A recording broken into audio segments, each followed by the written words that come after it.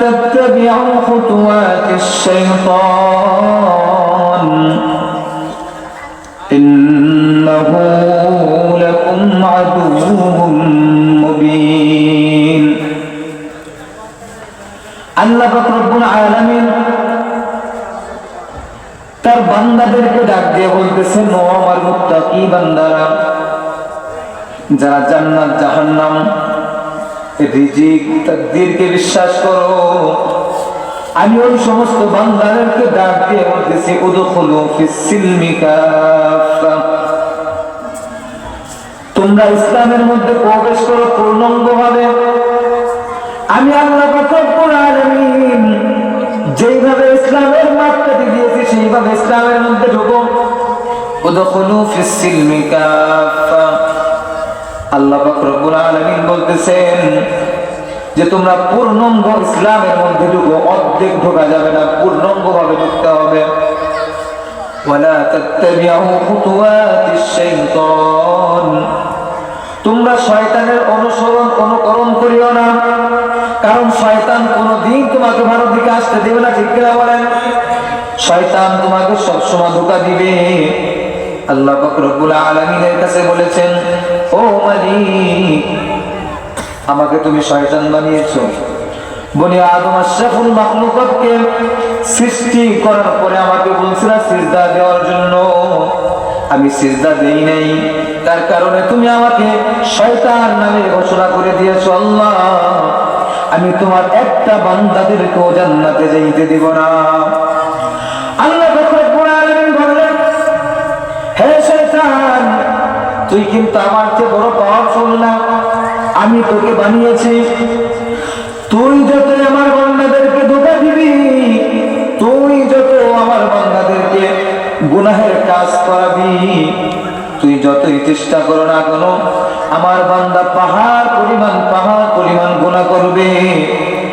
নিশির রাতে ভোর রাতে উঠে শীতের মধ্যে কনকনা শীতের মধ্যে বাড়িঘর সবকিছু যখন ঝেড়ে দিবে, আমার বান্দাগুলা যখন ওই টিটা আসমান সেতুর চকের মধ্যে বসে থাকবে, সেখানে বসে বসে আমি মাওলার কথা শুনবে।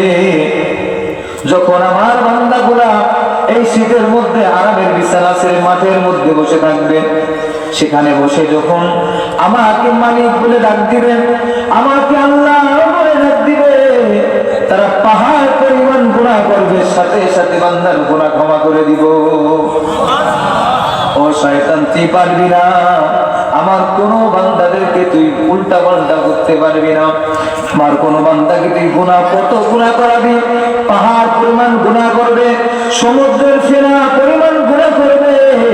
আমার গুনাহ করার পরে আমার বান্দাগুলো যখন আমার কাছে ক্ষমা চাবে, আমি ক্ষমা চাওয়ার সাথে সাথে তার চোখের পানি জমিনে পড়ার আগে আমি তাদেরকে ক্ষমা করে দিব।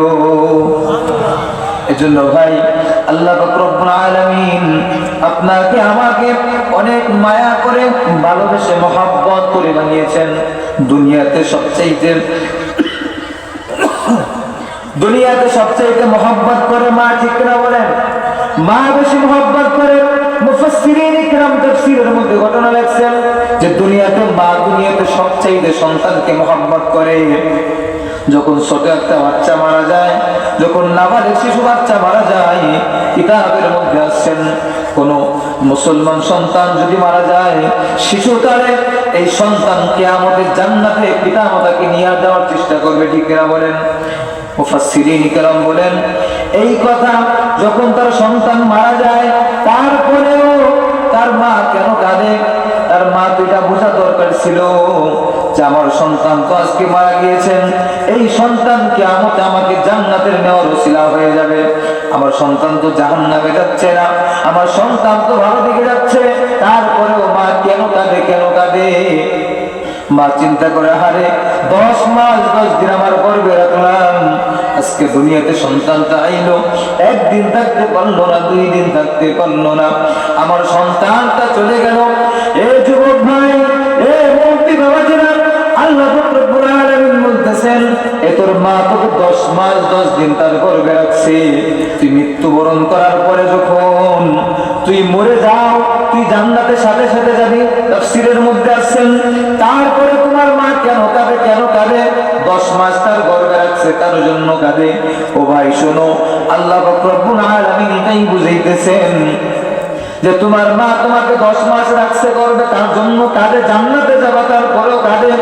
আমি আল্লাহ পাক রব্বুল আলামিন বড় মায়া করে তোর হাত বানিয়েছিলাম, ঠিক কিনা বলেন?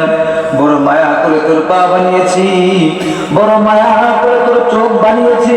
তোর মা তোর হাত বানাই নাই, তোর মা তোর পা বানাই নাই, ঠিক কিনা বলেন? আল্লাহ পাক রব্বুল আলামিন বলতেছেন, ও আমার বান্দারা, তোর মার চাইতে আমি তোকে বেশি মহব্বত করি, ঠিক কিনা বলেন? এজন্য বান্দা যখন গুনাহের কাজে চলে যায়, আল্লাহ পিছন দিকে ডাক দিয়ে বলে, ও আমার বান্দা কোথায় যাও? ওদিকে যেও না, ওদিকে যেও না। যখন মসজিদে আজান হয়, হাইয়া আলাস সালাহ বলে যখন মুয়াজ্জিন ডাকে, যে আয়াত বলছিলাম, ওয়ালা তাত্তাবিউ খুতুওয়াতিশ শাইতান, শয়তানের অনুসরণ কোন করা যাবে না। শয়তান তোমাকে ভালো দিকে আসতে দিবে না, শয়তান তোমাকে মসজিদে যাইতে দিবে না, শয়তান তোমাকে মাহফিলের দিকে আসতে দিবে না। যখন মাহফিলের কথা তোমার শুনতে তোমার ভালো লাগবে না, বুঝতে হবে তোমার মধ্যে শয়তান ঢুকছে, ঠিক কিনা বলেন? এজন্য আল্লাহ রব্বুল আলামিন বলতেছেন, এ বান্দা, তোকে অনেক মায়া করে, অনেক মহব্বত করে আমি তোকে বানাইছি। তুই যখন জাহান্নামের দিকে যখন যাও, আমি আল্লাহর বড় খারাপ লাগে, কষ্ট লাগে যে এই বান্দাকে এত মায়া করে, এই বান্দাকে এত কষ্ট করে আমি এত সুন্দরভাবে তাকে আমি বানাইলাম, আর এই বান্দা দুনিয়াতে যাইয়া আমাকে ভুলে, দুনিয়ার মহব্বতে ভুলে, দুনিয়ার মানুষের মহব্বতে পড়ে এই বান্দা আমাকে ভুলে জাহান্নামে চলে যাচ্ছে। যে আল্লাহ কি করে? কষ্ট লাগে। যাহারে বান্দা, এত মায়া করে তোকে বানাইলাম, এত মহব্বত করে তোকে বানাইলাম, আজকে আমার ভালোবাসা, আমার মহব্বত সব বাদ দিয়ে আজকে দুনিয়ার মহব্বতে পড়ে গেছে।